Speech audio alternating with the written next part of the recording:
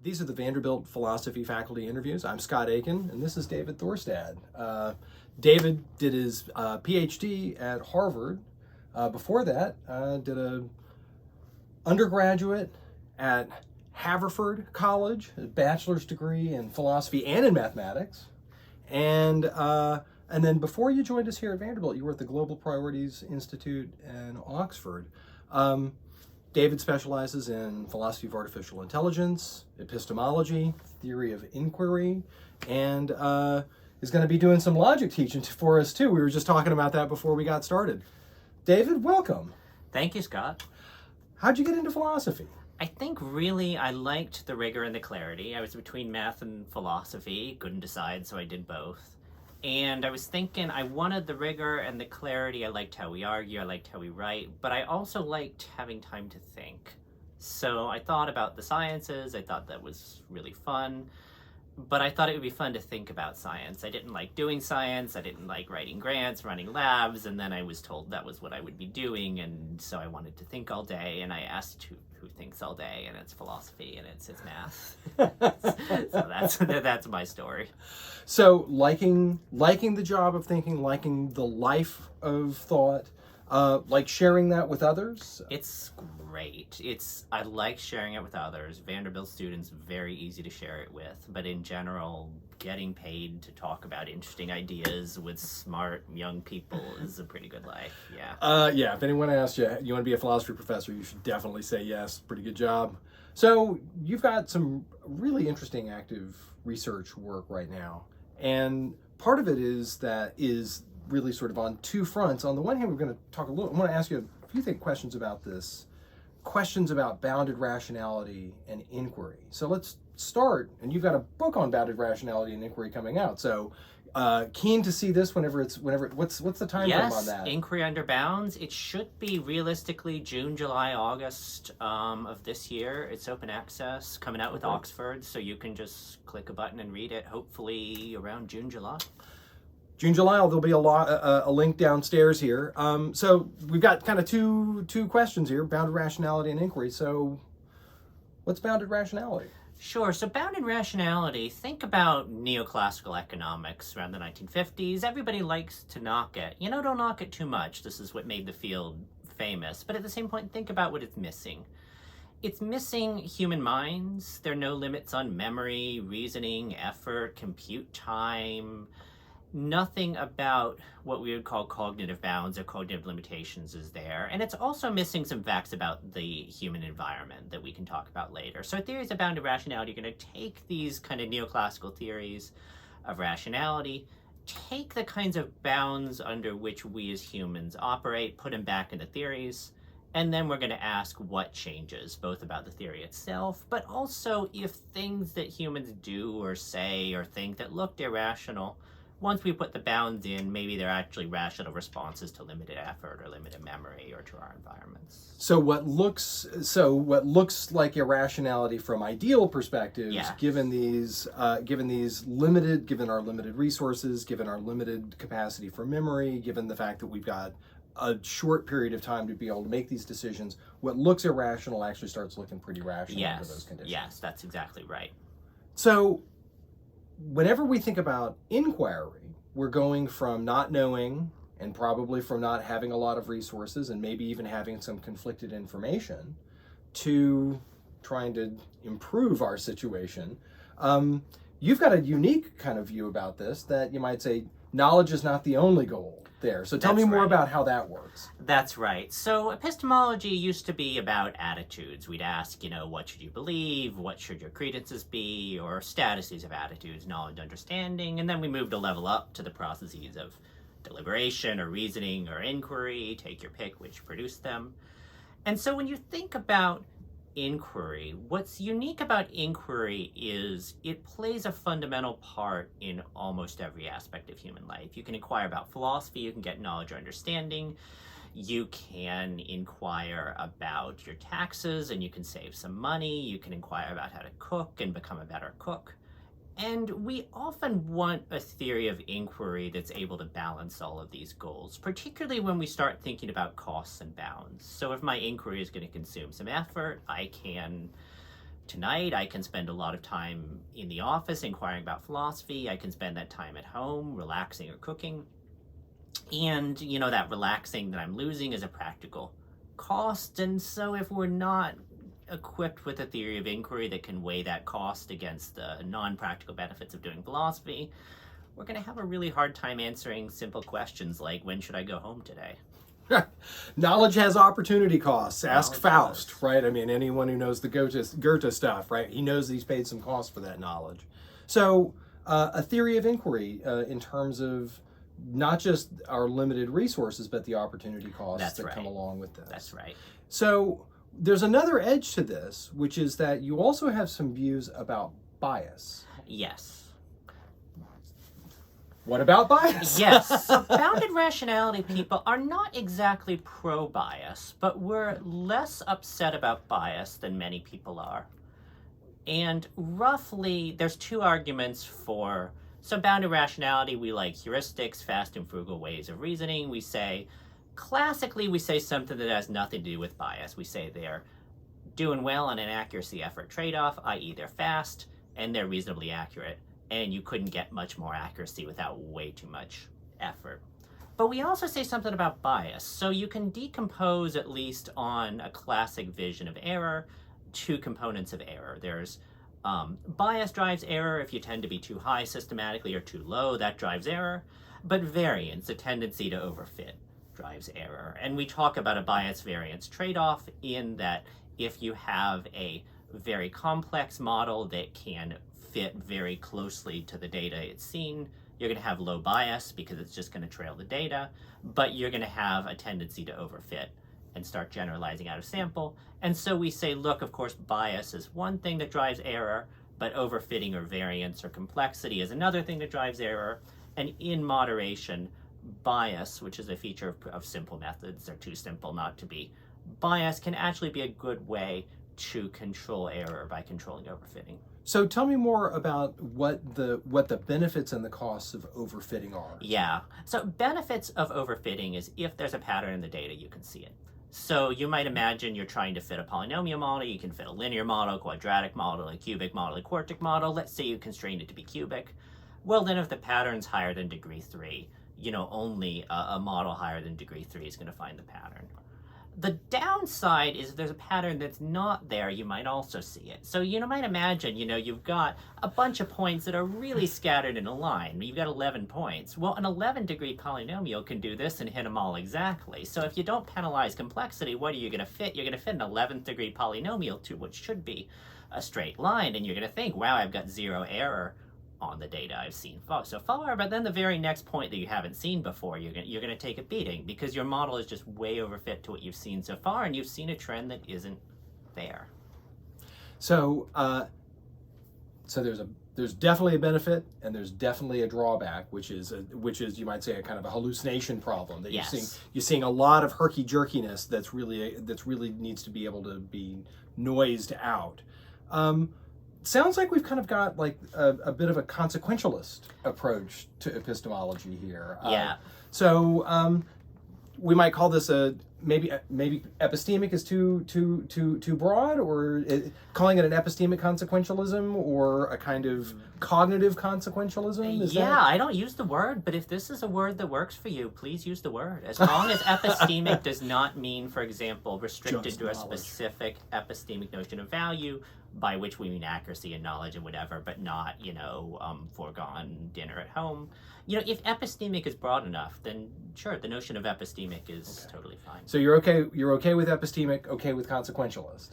Yes. So I defend a consequentialist view in my book. I don't want to force the consequentialist view down anyone's throats if they don't like it, but if you want a view that can take a lot of different types of values and commensurate them and aggregate them and give you both tractable and scientifically appealing answers to what you should do and when and how people actually do things and whether they actually do what they should, consequentialism is going to give you some really nice models. And I think in my book, at least, some pretty persuasive models of what people do and what they should do and when they match and when they don't.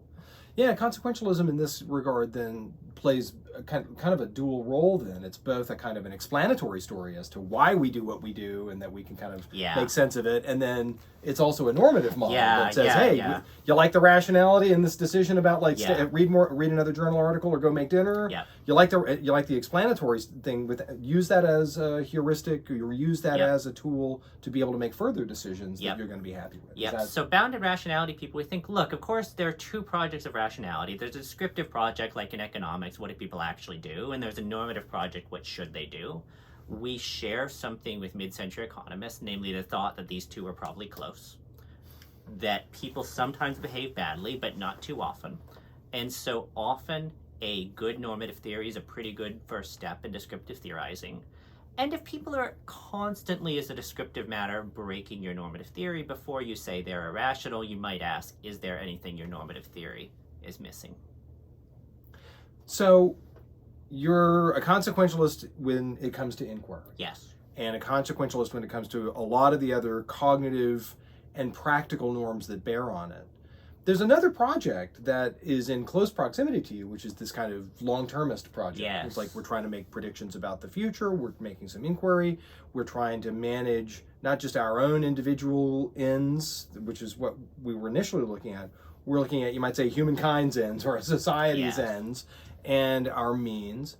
And you're a critic of long-termism. So we'll start by just asking, hey, you're a consequentialist who's a critic of long-termism. Okay. What's long-termism and what's the problem? Sure. So imagine you find yourself with a lot of money. Say maybe you're Dustin Moskovitz or something like that. You got $10, $20 billion.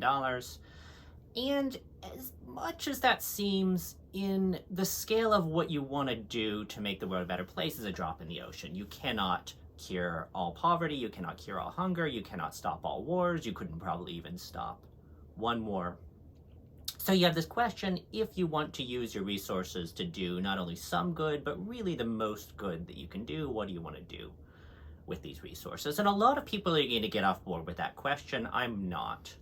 But if you want to do the most good you can with limited resources, there's classically two answers. There's the short-termist answer that people used to like, namely, there's a lot of problems today. People are poor, people are hungry, people are sick. Malaria nets, about $5,000 will save a life. Cash transfers, a couple hundred, will really do a lot for a family's economic prospects. We have great evidence for this. We know who these people are.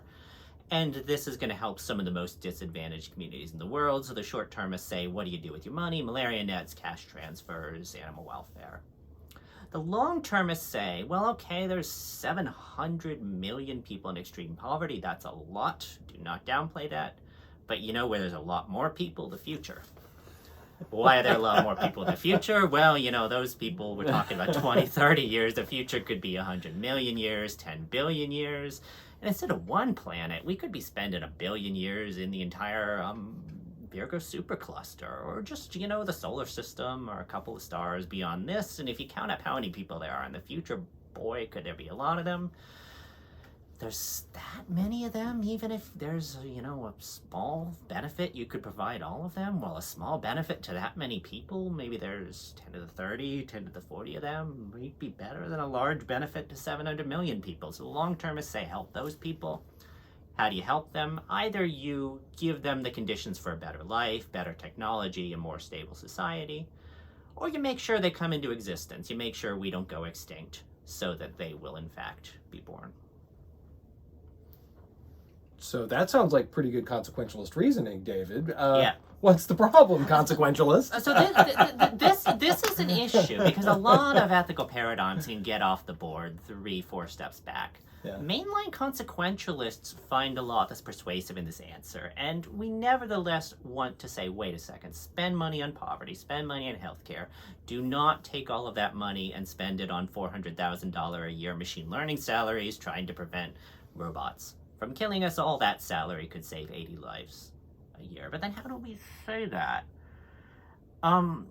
The answer is going to be my next book on long-termism. I also have a blog and some papers. And the answer is we need to make many subtle moves at once. There's no one-shot kill to long-termism for a consequentialist. Some moves like this. One is predicting the future is really hard. So imagine you're an Egyptian pharaoh, you're sitting here, you say, okay, what are people going to need in the year 2024? I know they're going to need a lot of agriculture. They're going to need good Egyptian religion to continue. You know, they're going to need to appease the priests, and so that's what I'm going to give them: great agriculture, religion, priests, and I'll build these pyramids, which were actually pretty nice and did last. Hard to predict what we need. So it's hard to affect what we need. Imagine I could tell this pharaoh, no, in 2024 we need lithium. We're running out of lithium. What we really need is lithium. What's the pharaoh going to do to give me lithium? And God forbid I say in 2024 we need stable democracy. What's the pharaoh going to do even if they wanted to?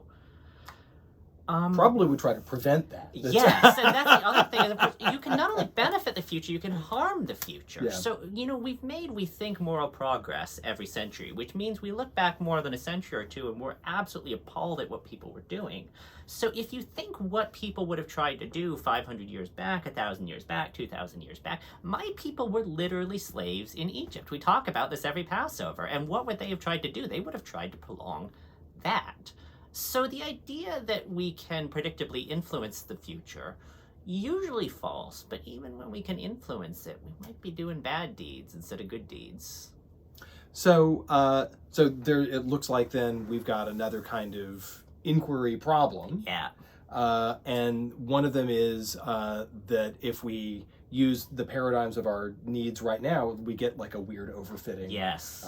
Yes. Yeah. So another part of this is the fact that there are other hypotheses about what the future looks like, which is killer robots, Yep. the singularity. Yep. And those predictions are ones that you're not going to talk about. Yes. Not going to talk about the killer robots, but we Yeah. are going to talk about singularity. Yep. And you're a singularity skeptic, and so Yeah. not particularly worried about the singularity. No. Can you tell me why? Sure. People are very frightened right now. AI is growing fast. We're many of us catching up to what the technologies are, where they're going to bring us. People are worried they're going to lose their jobs. The future is going to be completely transformed. And there are lots of very credible worries about AI.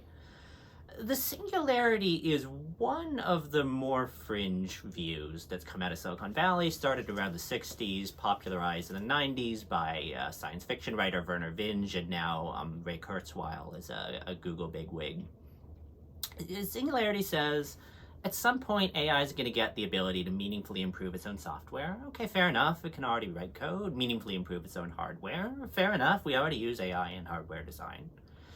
After that, AI is going to grow a little faster because it's going to contribute to its growth. Fair enough, we're probably there. But then they say it's going to grow a little faster, and then it can contribute more to its growth and grow a little faster, contribute more, grow a little faster, until growth asymptotes. We get hyperbolic growth till the growth rate of AI is, they'll say, effectively infinite.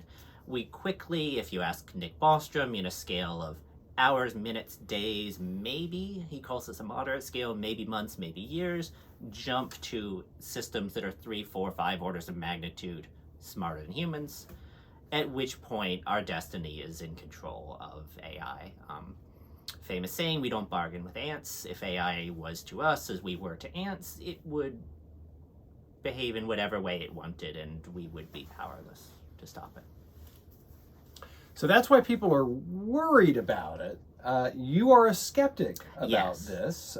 So that sounds pretty terrifying. I think that even a pharaoh, if we had a version of that argument, would be like, yeah, we gotta avoid that, right? Like, hope Ra helps us. Yeah. So why should we? The pharaoh maybe isn't going to be moved by this, but why should we not have that worry? Dave? Yeah, so that's terrifying. I cannot tell you, right? I'm not going to tell you that within a couple of years there are going to be super intelligent robots who want to do us in, and you shouldn't worry. I'm going to worry about this argument for how we're going to get super intelligence very quickly. Got it. I have a paper against the singularity hypothesis that makes 5 of these arguments. Maybe let me try 2 and see where we're at.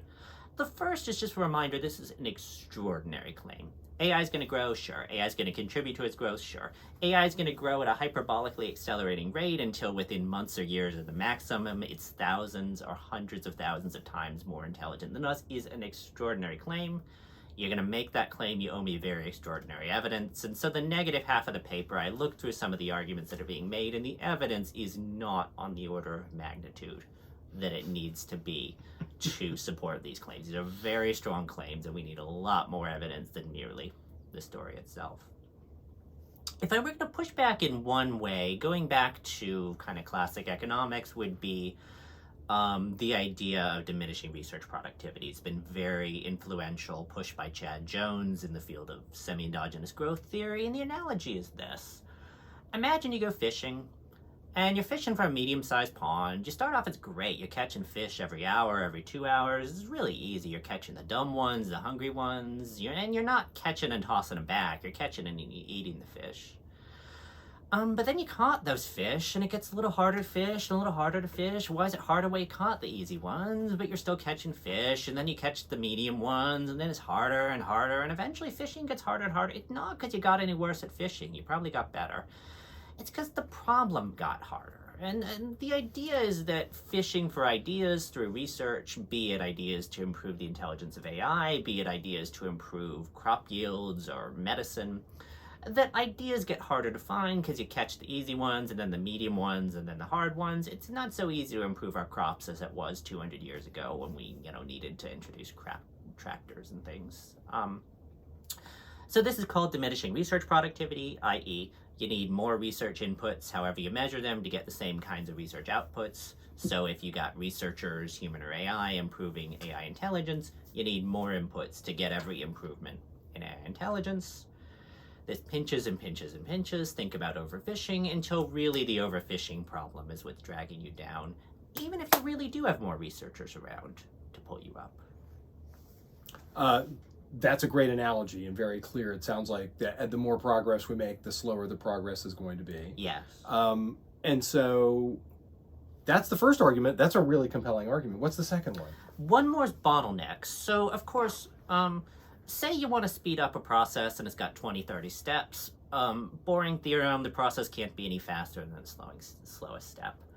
Okay, why is this interesting? Well, if you want to speed it up by a factor of 5 or 10, no big deal. But if you want to speed it up by a factor of 1,000 or 1,000,000 or 1,000,000,000, you got to be able to speed up all of those steps by close to the same amount, because if there's even one you can't speed up that much, it's gonna, it's gonna pinch you, and that's the rate of improvement that you can get. What is mechanical bottlenecks? Energy. Sam Altman is currently investing in cold fusion, saying that even to get to AI that's as smart as we are, on an optimistic picture, we need, quote, a fundamental energy revolution, by which he means cold fusion. Chips. He's currently asking for $5 to $7 trillion for chips, and he just announced plans to build a $110 billion supercomputer. Heat dissipation, if you go with the old Moore's law, we're going to make the transistors twice as dense, twice as dense, twice as dense. You got to get rid of the heat. Get a big fan. Pinching us, and I can go on. Lithium again. Sorry, not lithium, but, any other input to computer chips. Probably lithium is just batteries. I'll give them that. If you think that many of these can be made 10 times better, 100 times better, even really quickly, maybe. All of them can be within a span of hours or minutes or days, made 1,000,000 times better, 1,000,000,000 times better. Very implausible, particularly when you're talking about things about like manufacturing capacity or mining. It's just very implausible that a very smart computer can quickly blow through all of these bottlenecks. So this was really enlightening. You're teaching a lot of classes bearing on these issues. Yes. At the undergraduate level, we've got a number of classes. So you're teaching a logic class, teaching a class about introduction to philosophy of AI, an ethics of AI class. Got another one in the works. Let's talk about those, and then we'll talk about the one that's in the works. Okay, we are very lucky at Vanderbilt. We have we're going to have 3 courses in the philosophy of AI. Is almost the most in the country. It's very rare to have 3 in philosophy of AI. And it's pretty simple how to do it. Namely, there's 2 ways to teach AI. You can teach moral and political issues or ethical issues in AI. Is AI biased? Is AI able to explain itself to us? What's wrong with killer robots or surveillance? That's the ethics. then there's everything that isn't ethics. Can AI think? Can it reason? Does it really feel pain? Is it really conscious? And this overlaps with the ethics. Maybe you think consciousness is a basis for an AI system having rights, and so just today I taught a paper. Do we want to think about AI having rights pretty soon, if it might be conscious? But in general, you know, these are separable issues. So what am I doing? I've got a seminar I'm running now on ethics of AI, and a seminar in the works, hopefully, for next year on everything that isn't ethics. And then we have an intro to ethics, philosophy of AI, and what's the intro? Well, you throw the ethics and the non-ethics issues together. Each one gets half the class, and that's the syllabus. So sounds like a great setup, and you're also working on a logic class. Got a logic class coming in the fall. Yes. And that's one about us being able to compute that information. So tell us about that. Yes, I've inherited this class from Professor Aikens, so I'm excited to be doing this. Initially, I wanted to be a logician, went to Harvard to be a logician. I'm going to try to give us a really straight and narrow form of logic class. I think logic is a pretty well understood subject at the undergrad level, has been pretty well worked out since the 30s or the 40s. There's a classic way to teach it in terms of propositional and predicate logic up through a certain set of theorems, a little bit of math, not that much, and, you know, enough to give people a really rigorous foundation for philosophical reasoning, and if they'd like, for applications to math. So I'm just going to try to take a really up-to-date textbook, maybe with some good problem sets, hopefully some AI grading on, you know, the test problems, and test like practice problems. I'm not grading my own tests with AI, but generally like a very well-supported modern digital textbook, and just try to do everything normally and not mess it up. That's great, and using the AI as a feedback mechanism for them to get the practice proofs. That's a great strategy. You've got some seminars in the works at the graduate level. Tell me about what the graduate seminars are looking like. You taught one just recently on I taught inquiry. One on inquiry, which was my specialization, and which went great. We had 4 guest speakers, who are 3 of them coming back for a conference this summer. I'm going to try to change tack. I think I want to teach bread and butter courses going forward. I've liked this model where a lot of departments will have graduate seminars on epistemology or mind or ethics or meta-ethics or political philosophy.